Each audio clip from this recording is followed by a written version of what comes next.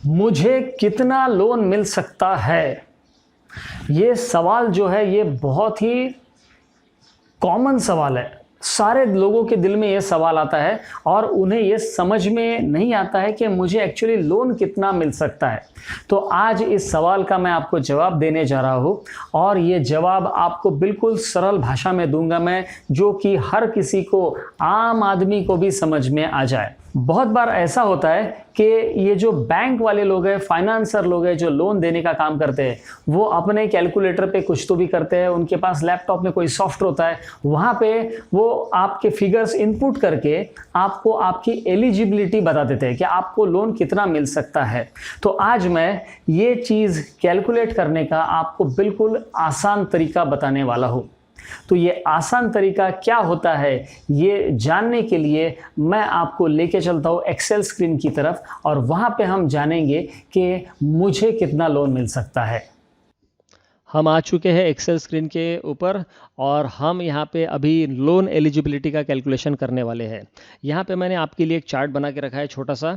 मैं आज आपको इस चार्ट के सहारे बहुत ही आसानी से एकदम सरल भाषा में समझाऊंगा कि आपको कितना लोन मिल सकता है और इसके बाद ये कैलकुलेशन आप भी कर पाएंगे।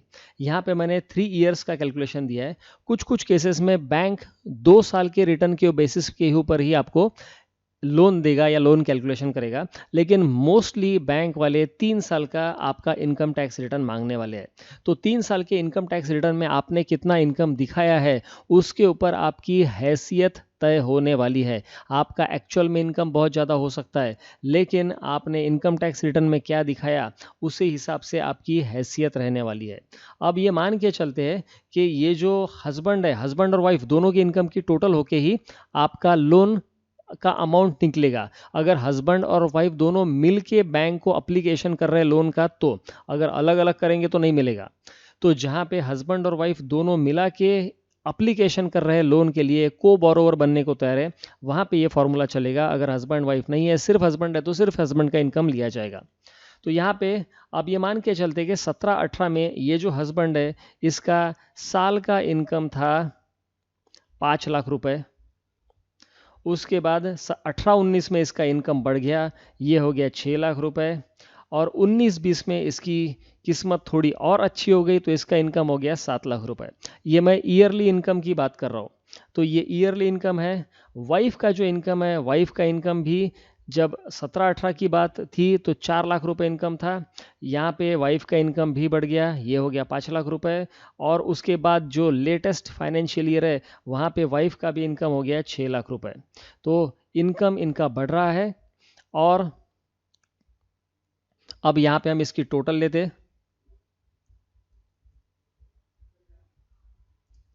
ये टोटल मैंने यहाँ पे ले लिया। अब हम यहाँ पे क्या करेंगे, बैंक वाले यहाँ पे एवरेज इनकम निकालेंगे। एवरेज इनकम कितना है, तो एवरेज इनकम सीधे सीधे सबसे पहले यहाँ पे हम टोटल लेते हैं, टोटल, और यहाँ पे नीचे एवरेज इनकम। तो टोटल में हम यहाँ पे ये ऑटो सम करके इसकी टोटल ले लेंगे।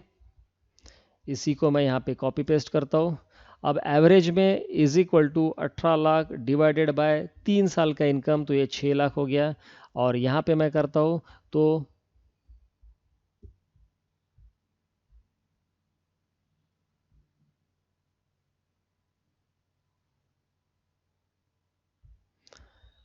अब हमारे लिए जो फिगर इंपॉर्टेंट है वो है ये 11 लाख रुपए का फिगर। आपका ईयरली इनकम कितना है, तो 3 साल का एवरेज आ गया आपका 11 लाख रुपए।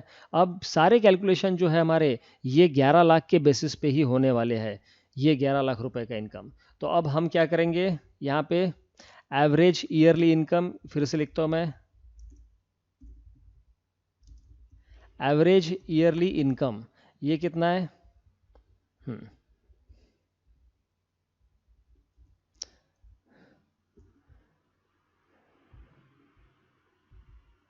ये 11 लाख रुपए इनकम है हस्बैंड और वाइफ दोनों का मिला के।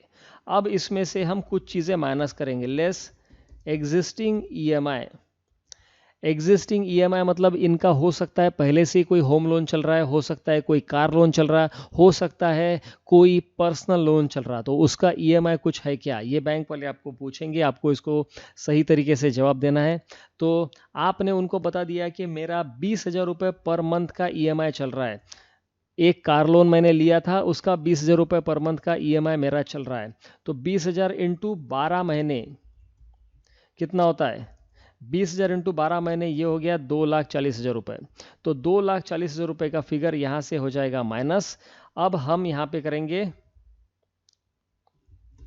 Income after existing EMI. तो इनकम आफ्टर एग्जिस्टिंग ईएमआई कितना आएगा, ये आएगा 8,60,000 रुपये। तो ऐसा माना जाएगा कि इनका इनकम जो है वो 8,60,000 रुपये ईयरली इनकम है, दोनों का average income after existing EMI. तो आफ्टर एग्जिस्टिंग ईएमआई इनका आ गया 8,60,000 रुपये। अब इसका करेंगे हम मंथली इनकम। तो मंथली इनकम कितना आएगा इनका, मंथली इनकम डिवाइडेड बाय, हम यहाँ पे सीधा 12 कर देते हैं, डिवाइडेड बाय 12 किया मैंने, तो 71,000 इनका इनकम आ रहा है मंथली। 71,667 राउंड ऑफ करके 71,600 ले सकते हैं या 71,700 ले सकते हैं, मंथली इनकम आ रहा है। उसके बाद लेस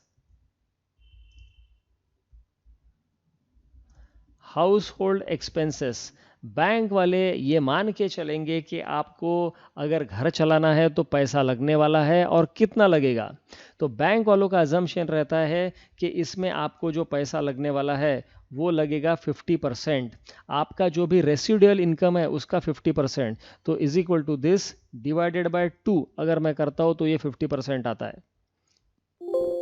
तो अभी आपका इनकम फॉर ईएमआई, अभी जो आपका इनकम है ईएमआई के लिए, तो ये हम इसमें से माइनस करते हैं तो उतना ही आएगा बराबर, क्योंकि हमने 50% लिया था। तो बैंक वाले अभी ये बोलेंगे आपको कि आपका जो ईएमआई है वो 35,000 रुपये तक आप दे सकते हैं, ऐसा हम एज्यूम कर रहे हैं। अब आप यहाँ पे बैंक वालों को ये बोल सकते हैं क्या कि हाउस होल्ड एक्सपेंसेस सर आपने 50% लिए, इतने तो मेरे है ही नहीं, मैं तो बहुत कंजूस आदमी हूँ, मैं तो बहुत पैसा बचा बचा के चलता हूँ, मैं तो खर्चा करता ही नहीं। ऐसे डायलॉग आप बोल सकते हैं, लेकिन बैंक वाले ये डायलॉग आपके सुनेंगे नहीं। क्यों नहीं सुनेंगे, क्योंकि उनका फॉर्मूला जो है वो डिसाइडेड है, फिक्स्ड है फॉर्मूला, और वो अपने फॉर्मूला के अनुसार ही काम करने वाले हैं। तो हाउस होल्ड एक्सपेंसेस उन्होंने मान लिया कि आपके 50% है, तब आपका जो ईएमआई का अमाउंट है वो आप कितना दे सकते हैं, बैंक वाले एज्यूम करेंगे कि आप 35,833 रुपये ईएमआई दे सकते हैं। अब आपको इसके आधार पे लोन कितना दे सकता है, बैंक कितना लोन आपको दे सकता है, तो यहाँ पे उनका जो कैलकुलेशन है, मान के चलिए कि आपका हाउसिंग लोन है और 20 साल का आपका टर्म है, कुछ 10 साल, 15 साल, 20 साल, 25 साल, 30 साल, मैक्सिमम 30 साल तक आपको लोन मिल सकता है। लेकिन हम मान के चलते हैं कि आप 20 साल के लिए लोन ले रहे हैं, 20 साल में आप इसका रीपेमेंट करने वाले हैं। तो यहाँ पे इनका फॉर्मूला सीधा फॉर्मूला है कि जो भी आपका एलिजिबिलिटी मतलब जो ईएमआई अमाउंट है मल्टीप्लाइड बाय 100, ये सीधा ऐसा करेंगे तो आपको लोन कितना मिल सकता है। यहाँ पे देखिए 35,83,383, 35,83,333, इतना लोन आपको मिल सकता है। ये फॉर्मूला मैं आपको एक बार फिर से समझाता हूँ।